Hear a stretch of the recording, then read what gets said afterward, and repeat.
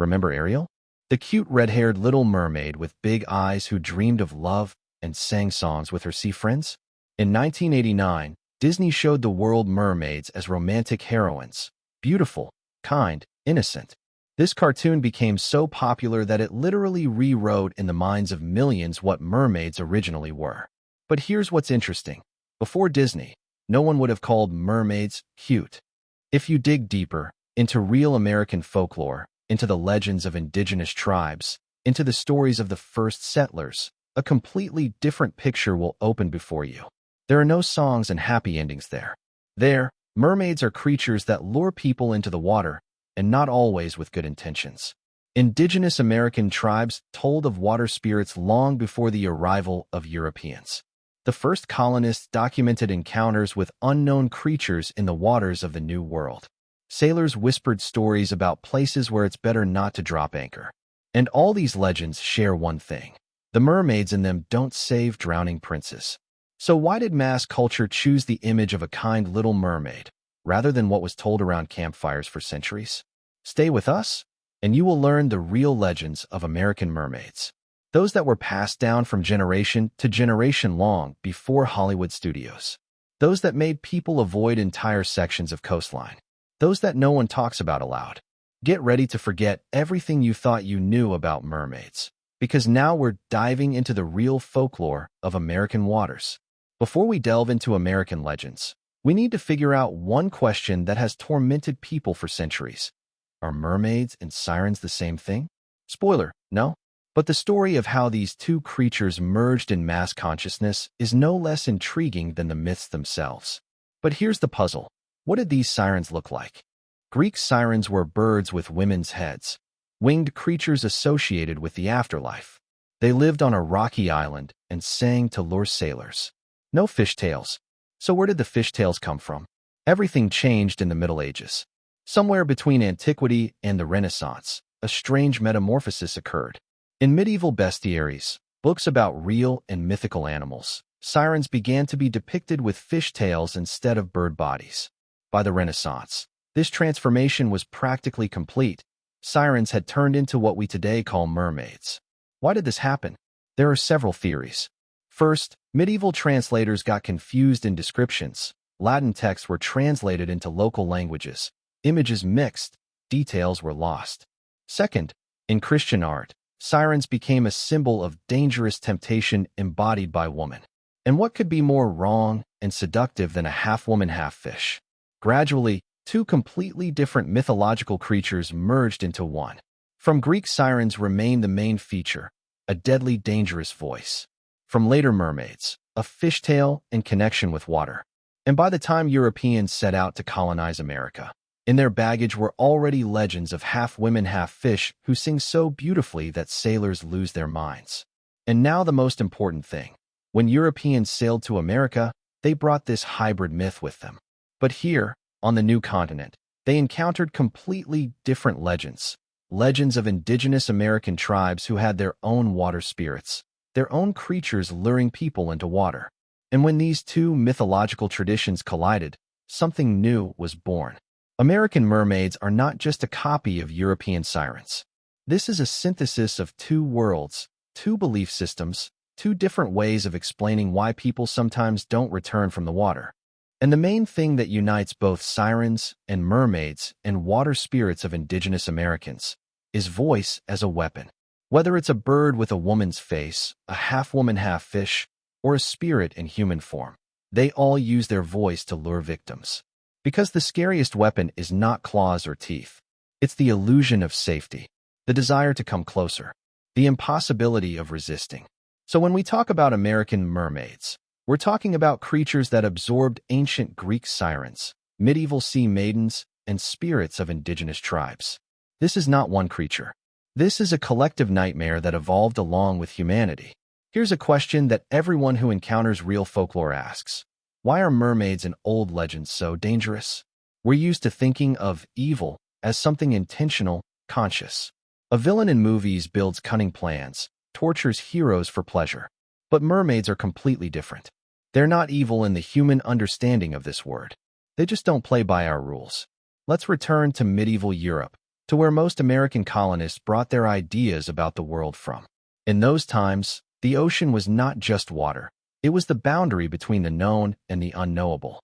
Beyond the horizon began a space where human laws stopped working, and mermaids lived precisely there, on this boundary. In medieval Western Europe, mermaids were often depicted as lustful and malicious creatures. But here's an interesting detail. This was not so much about the mermaids themselves as about how society of that time related to women in general. The church tried to establish Christian worldview in conquered territories and eradicate pagan images. Mermaids didn't fit into the Christian picture of the world, so they needed to be demonized. In British folklore, mermaids predicted catastrophes and punished those who rejected them. They weren't just evil, they were unpredictable. And this is already interesting. A mermaid is not just a killer. She takes offense. She cares. She reacts to people's behavior. Medieval sailors feared mermaids not because they were evil monsters. They feared them because mermaids were unpredictable. An encounter with a mermaid could end in anything: wealth, love, curse, death. It's like meeting a wild animal. It won't necessarily attack, but no one gives you guarantees. Remember the legend of Melusine, a popular medieval story about a water spirit. She was a fairy, or mermaid, living in forest lakes and streams. One day a noble man met Melusine and persuaded her to marry him. She agreed, but set a condition: one day a week belongs only to her, and the husband must not intrude on her solitude. The man agreed. They married and had children. But one day curiosity got the better of him, and he hid to spy on what Melusine was doing on her secret day. When he saw her in the water, she had a fish, or snake, tail. Melusine disappeared forever. In some versions, she turns into a dragon before fleeing and curses the magic castle. Notice, she didn't kill him, didn't drown him. She just left, because he broke the contract. This is the real essence of evil mermaids. They live by their own laws. They have their own rules. And if you enter their world, the ocean is not obliged to follow your morality. On land, you know how everything works. There are laws, police, churches, kings. But as soon as you go to sea, all these rules stay on shore. In the ocean, other forces reign, and mermaids are one of them. They can fall in love with you and grant 3 wishes. Or they can drown you for looking the wrong way. They can save your ship from a storm, or cause that storm because they're bored. They don't owe you explanations. Imagine, you're walking along a lakeshore at dawn. Fog spreads over the water, and suddenly you hear a child's cry. Quiet, plaintive, desperate. The sound comes from somewhere in the fog, from the direction of the water. Your first instinct: to run to help, because someone is drowning there. Don't. These are water babies. And if you enter the water, you won't return. Water babies appear in the folklore of many tribes: Paiute, Shoshone, Washoe, Ute, Achumawi, Cahuilla, Cupino, Luisino, Serrano, Yokuts, and Salish. Each has their own version of the legend, but the essence remains unchanged. These are small water creatures, spirits inhabiting lakes, rivers, springs, and even underground bodies of water. They are powerful, unpredictable, and deadly dangerous. The Washoe tribe, who lived around Lake Tahoe in California and Nevada, considered water babies among the most powerful spirits in their world. These creatures are capable of causing harm or even killing a person. An especially dangerous place was considered Cave Rock, a sacred rock on the southern shore of Lake Tahoe, where, as the Washoe believed, water babies dwelled. Only healers had the right to visit this place. They came there for spiritual renewal, consulted with water babies, and brought them offerings in hopes of strengthening their powers. Common people were forbidden to go there. Before crossing the lake or going fishing, the Washoe conducted rituals with very specific offerings. They placed corn, bread, and pine nuts in woven baskets, sealed the baskets with resin, and lowered them to the lake bottom. This was not just a ritual of respect, this was life insurance. The Washoe believed that these offerings would protect them from drowning and ensure a good catch. But if someone went onto the water without an offering, when people didn't return from the lake, the tribe knew the reason: water babies took them, drowned them. Descriptions of water babies vary, but common features remain in all legends. These are small creatures, from 2 to 3 feet tall. They have long black hair streaming down their bodies. They make sounds resembling baby cries, hence the name. But these are not helpless children. These are ancient, powerful spirits who use deception. There are different versions of these creatures' origins. One of the darkest states that many years ago the Paiutes drowned premature and deformed babies in the lake to preserve the tribe's strength. The spirits of these children remained in the water, turning into vengeful creatures. Another version tells of a curse imposed by a rejected mermaid. Water babies, according to Paiute legends, are responsible for countless catastrophes, from equipment breakdowns to water accidents and disappearances. Some stories claim they hide just beneath the surface, waiting for an opportunity to grab and drown those who come too close to the water. Other versions are less dramatic, but no less ominous. If you see or hear a water baby, you'll be cursed with bad luck. And now let's move to the East Coast, to the Maliseet and Passamaquoddy tribes. Here water spirits are called Lampikinawa. These are water sprites inhabiting the rivers and lakes of the Northeast. In some stories, Lampikinawa are described as small, almost playful creatures. But don't be fooled. These playful spirits have an unpleasant habit of overturning boats. And for no apparent reason. You can be sailing in calm water, in good weather, and suddenly, the canoe capsizes. It's not waves. It's not wind. It's Lampikinawa who decided to play. Or maybe you offended them somehow. Who knows? Water spirits, according to the beliefs of many tribes, especially punish those who sin against water. When a pair of twins hunted sturgeons for sport, the water spirit cruelly punished them. Killing without need, disrespect for water creatures, greed. All this could attract the wrath of water spirits. The Washoe tribe also had legends about other dangerous creatures of Lake Tahoe. One of them, a giant cannibal who lived in a cave next to Cave Rock and hunted people who neglected their duties. Another, a huge bird named Ong, nesting in the middle of Lake Tahoe.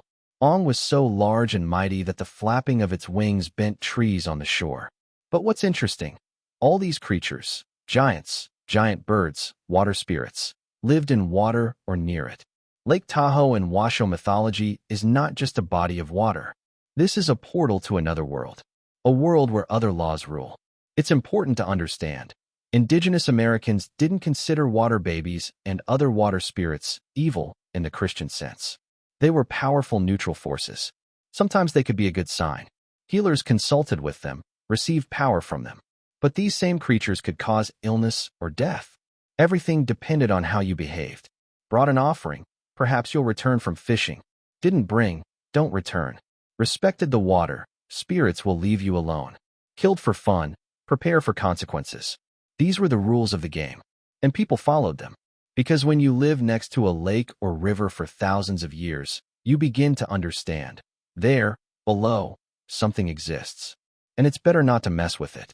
When European colonists arrived in America, they brought their legends of mermaids.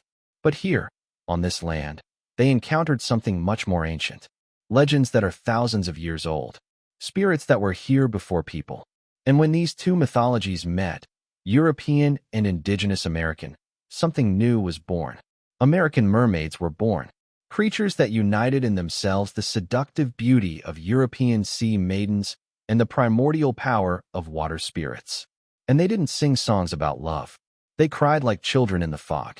They overturned boats for no reason. They demanded sacrifices. And if they weren't respected, they took people. And now, an unexpected turn in our story. Because American mermaids are not only European sirens and water spirits of indigenous tribes, there's a third thread in this dark tapestry. A thread brought across the ocean in the holds of slave ships. Meet Mami Wata, Mother Water. Mami Wata is not one creature, but an entire pantheon of water spirits worshipped in West Africa, Central Africa, East Africa, and South Africa. Especially popular in southeastern Nigeria among the Efik, Ibibio, Igbo, and Anong peoples, her influence through trade routes spread to a region extending from Senegal to Zambia. She's depicted. The Mami Wata tradition survived centuries of the slave trade system. Interwoven with elements of indigenous Caribbean worship, it continued to express itself in various ways throughout the Americas. The fact that children were torn from mothers' arms in their homeland in Africa or later in the Americas makes Mami Wata's role as protector of mothers and children especially poignant. Her worship created a sense of power and unity to fight against slavery, and preserved respect for women as healers and leaders. She was invoked through voodoo rituals, with symbols in cornmeal, mermaid figurines, patterns, and quilts. Women who worshipped Mami Wata were spiritual leaders, healers, and mediators in conflicts. And they often found themselves at the center of rebellions inspired by mermaids. For enslaved people, the mermaid was not just a myth. She was a symbol of their humanity being denied, of being held captive against their nature, of being used and displayed as a curiosity. Freeing the mermaid meant freeing themselves. And now, Marie Laveau. Marie Laveau was a native of New Orleans, a free woman of color who became famous around the 1830s. She became the voodoo queen of New Orleans for the rest of her life until 1881. This voodoo priestess was approached for help during her lifetime and is still approached in spiritual form as the voodoo queen today. The religion that Marie Laveau taught and practiced in the 19th century was a tribute of respect to her ancestral lands of Africa, Europe, and Native American blood. She had a predominantly female group of mixed races with strong Catholic influence. She was an herbalist or treader and midwife, practiced hoodoo and folk magic, was interested in spiritualism and seances. She was an activist, and according to legends, Marie Laveau used a mermaid figurine in her rituals. This figurine, an embodiment of Mami Wata, was used in ceremonies that helped enslaved people plan escapes. In the 1850s, New Orleans police confiscated this figurine, considering it dangerous. They were right, it was dangerous. Not because of any supernatural powers, but because it was a symbol of resistance, a tool of organization, a rallying point for people who refused to remain in chains. West Africans often saw water spirits as arbiters of justice. They maintained social harmony, and if this harmony was violated by human greed, water destruction necessarily followed. This is what makes Mami Wata so unique in the history of American mermaids. She's not just a frightening monster from legends. She's not just a beautiful creature luring sailors. She's a symbol of freedom, a symbol of female power, a symbol that water remembers. Her mystical presence is acknowledged to this day. She's a patron saint, folk saint, and spiritual guide, the Loa of New Orleans. And when you think about American mermaids, remember, they're not all the same. Some of them are warriors. Some are protectors. Some came across the ocean in chains and became goddesses of rebellion. If you take an old map of the Atlantic coast, not a modern one with GPS coordinates and satellite images, but a real old map, yellowed with time, with handwritten notes, you'll see something interesting. Some places are marked in a special way. Warning signs, crosses, short notes like dangerous waters or avoid at dawn. Sailors passed this knowledge down from generation to generation, not because of storms or reefs, though there were plenty of those, but because of something else, something they saw in these waters. The east coast of the United States is not just geography. This is a topography of fear, a map of places where water keeps its secrets. And some of the eeriest stories are connected with mermaids. Let's begin a journey from north to south, through places better avoided. Chesapeake Bay, Virginia. It all started here, at the very beginning of American history. Captain John Smith, the very one, founder of Jamestown, explored the bay with his crew. And it was he who wrote about what he saw, a creature with the upper half of a woman and the lower part resembling a dolphin or porpoise. Long dark hair shining in the sun. A moment of surprise and curiosity, but also alarm. The settlers, already struggling to survive in the New World, perceived this as a sign. Some considered it a warning of coming dangers. Others, a blessing of the sea. But all agreed on one thing. Something is there. Over time, stories multiplied. People spoke of her singing on moonlit nights, of how she leads ships through dangerous waters, or lures them to hidden shoals. No one could be sure what she would choose this time. Was this a real encounter? A hallucination of an exhausted sailor? A manatee mistaken for something else? Historians still argue. But the legend of the Chesapeake Bay mermaid remains one of the earliest and most intriguing on the entire East Coast. Casco Bay, Maine. Let's move further north, to where waters are colder and fogs thicker. A fisherman named Miller was sailing in his canoe along the coast. Suddenly something jumped out of the water. A creature with a man's torso and the tail of a huge fish. It rushed at the boat, trying to capsize it. In panic, Miller grabbed a knife and struck the creature. What happened next, he remembered forever. The water turned purple. The merman screamed, an inhuman, eerie sound, and disappeared beneath the waves. Miller returned to shore, swearing it was true. The colonists, still getting used to life in the new world, took his story seriously. Many saw in the merman a warning: respect the waters or pay the price. Others thought it was a trickster spirit or even a protector of the bay. The legend took root.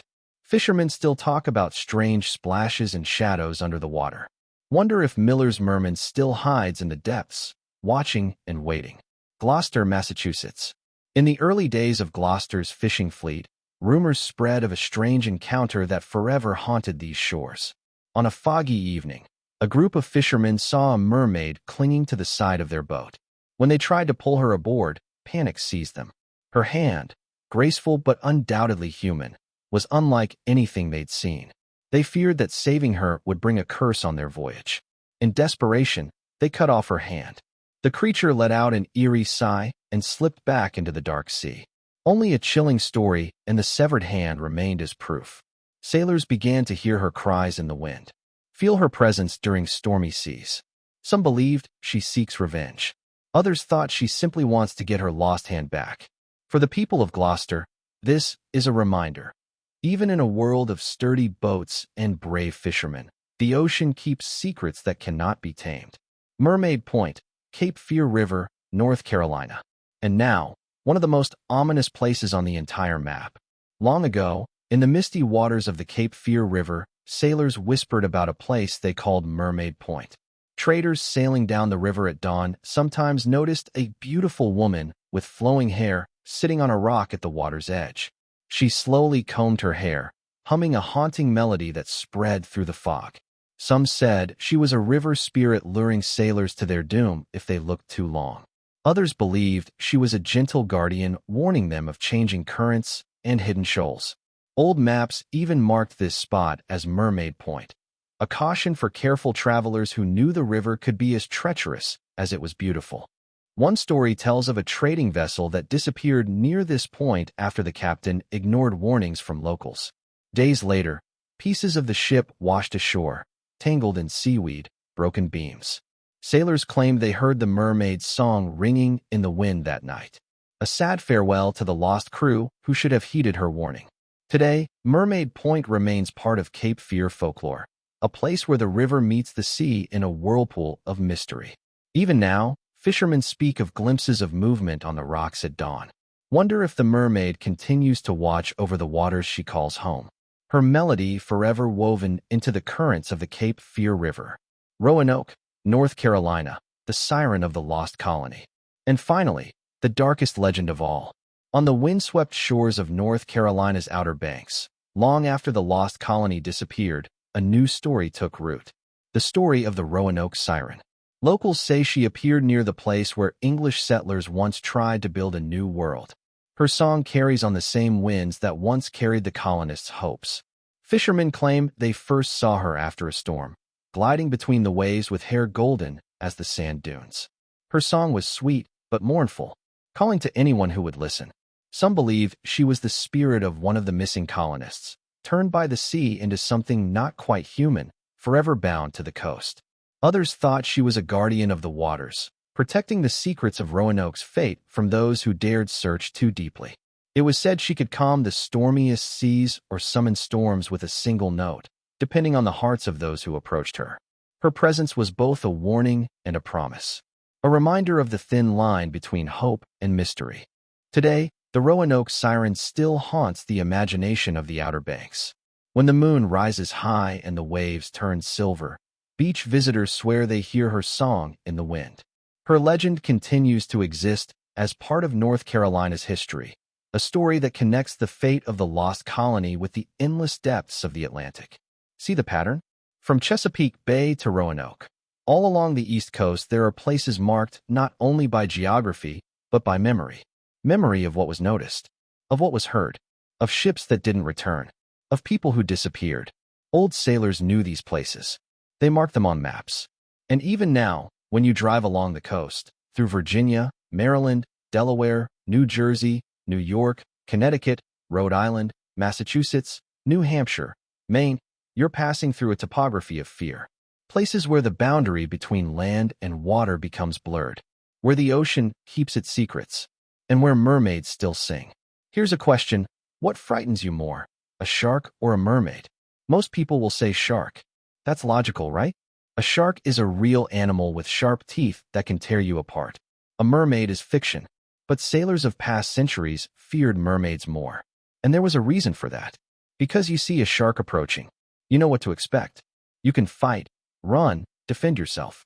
This is animal aggression, direct, predictable, understandable. A mermaid is completely different. She looks almost like a human. She has a face, hair, hands, voice. She smiles, sings, looks at you. Your brain says, this is a human. Humans are safe. But something deep inside screams, no, something's wrong. This is called the uncanny valley effect. When something looks almost human but not quite, we feel deep discomfort. Scientists believe this is an ancient survival mechanism. Thousands of years ago, our ancestors had to recognize predators that mimicked humans. Those who didn't learn to fear almost humans didn't survive. Mermaids fall right into this valley. They're human enough to inspire trust, and inhuman enough to trigger all our internal alarm bells. Mermaids don't just look human, they use the most human thing against us. Their weapon is not claws or teeth. Their weapon is temptation, deception, manipulation. They sing with a beautiful voice that awakens something deep inside. Loneliness, homesickness, the desire for closeness. Sailors spent months sailing in the open sea, torn from families, from wives, from everything that made them human. Limited space, monotony, social isolation, an acute sense of loneliness. And then, in the fog, on the waves, she appears. Beautiful, smiling, calling you. You know it's dangerous. Every sailor heard the stories. But part of you thinks, maybe this time it'll be different. Maybe she really wants to save you. Maybe it's a sign, a blessing. This is the horror of mermaids. They play on what makes us vulnerable, on our need for connection, on the desire to be needed, loved, saved. They use our humanity against ourselves. You can defend yourself from a shark with strength, from a storm with experience and luck. But from a mermaid? How do you defend yourself from something that knows your weaknesses better than you do? Sailors feared mermaids more than storms because a storm is honest. It doesn't pretend. It doesn't promise you love. It just comes, does its thing, and leaves. A mermaid lies. She creates an illusion of safety, closeness, salvation. And when you understand the truth, it's already too late. You're already in the water, already drowning. This is why mermaids are scarier than sharks. Because they don't just kill. They make you want to die. And this is the scariest kind of danger. The one you can't run from because it lives inside your head. And now, the most popular question everyone asks who hears these stories: do mermaids really exist? In 2012, the National Oceanic and Atmospheric Administration, NOAA, was forced to make an official statement. After the release of Animal Planet's mockumentary show called Mermaids, The Body Found, the agency received numerous inquiries from people who wanted to know, is this true? NOAA responded absolutely clearly. No evidence of aquatic humanoids has ever been found. Aquatic humanoids, that's how mermaids are officially called. Sounds almost insulting, right? But the fact remains, science has not found a single piece of evidence that mermaids are real. But then where did all these legends come from? Thousands of stories around the world, over millennia? Were all these sailors, explorers, fishermen just lying? No, they saw something. It's just that this something was not at all what they thought. Meet the order Sirenia, manatees, and dugongs. Sea cows, creatures that created the legend of mermaids. The name already speaks for itself, Sirenia, in honor of sirens. Because it was these slow, herbivorous marine mammals that sailors mistook for mythical half-women, half-fish. The most famous story is about Christopher Columbus. In his diary, during his first voyage to American shores, Columbus described an encounter with 3 mermaids. He wrote that they rose from the water but were not as beautiful as they're depicted. In fact, as he honestly noted, they looked somewhat like men. What did he see? Manatees. Large, round, wrinkled-skinned sea cows that absolutely don't match the image of a seductive sea maiden. But how can you confuse a cow with a mermaid? Here are several reasons. First, conditions. Sailors were at sea for months, suffered from poor nutrition, scurvy, fatigue. Many had weakened vision. Sunlight reflected off waves. Fog, distance. In such conditions, the line between myth and reality became very thin. Second, manatee poses. When a manatee or dugong surfaces to breathe, its round head with human-like eyes appears above water. Females nursing young hold them on their front flippers, and this looks almost like a mother holding a child. From a distance, in moving water, this image could seem strangely human. Third, expectation. Sailors grew up on stories of mermaids and sirens. They were ready to see them. So when a manatee rose to the surface, legend filled in the gaps. The brain saw what it wanted to see. Dugongs and manatees even turned their heads to look back, exactly as humans do. This could make sailors believe the sea creature was looking at them intentionally. But the most amazing detail is the dugong skeleton. Inside a dugong's flippers is hidden a hand-like structure, bones resembling human fingers. These are traces of evolution we share with marine mammals.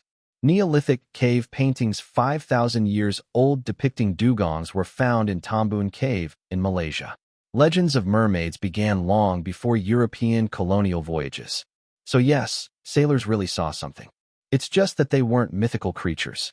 These were real animals, calm, curious sea cows that feed on seagrass on the ocean floor. But here's what's interesting. Even knowing the truth, we still want to believe. Noah ends its statement with a question. Why then do they occupy the collective unconscious of almost all maritime peoples? Maybe because the ocean is still full of mysteries. Because we've explored only about 5% of the ocean floor. Because every year new species are discovered whose existence we didn't even suspect. Or maybe simply because we need stories. We need to believe that there, in the depths, there's something more than just fish and seaweed. Something magical. Something dangerous. Something almost human. Mermaids aren't real. Science has confirmed this. But legends? They're very real. And they're not going anywhere. So, we've passed through the real legends of American mermaids. From the ancient water babies of indigenous tribes to Mami Wata, who crossed the ocean in chains. From ominous places on the East Coast to the psychology of fear that makes mermaids scarier than any real predators. We learned that mermaids are not one creature, but a synthesis of many cultures. Greek sirens, European sea maidens, African water goddesses, indigenous American spirits, they all merged into a single image of a creature living on the boundary between our world and something unknowable. Fear of mermaids is not just superstition. This is an ancient survival mechanism that makes us fear what looks almost human but isn't. This is protection from temptation, manipulation, the illusion of safety. And we figured out the scientific explanation. Yes, sailors saw something. It's just that they were manatees and dugongs, sea cows with surprisingly human-like features. But knowing the truth doesn't cancel the power of legend. Because legends don't live in facts, they live in our imagination, in our fear of the unknown, in our respect for forces of nature we cannot control. Thank you for being with us on this journey through the dark waters of American folklore. If you enjoyed it, like and subscribe to the channel. We'll continue to explore forgotten legends, hidden stories, and the real horror that hides behind beautiful fairy tales. And next time you find yourself by the water, listen. Maybe you'll hear what our ancestors heard. And remember, legends don't exist for nothing. See you in the next video.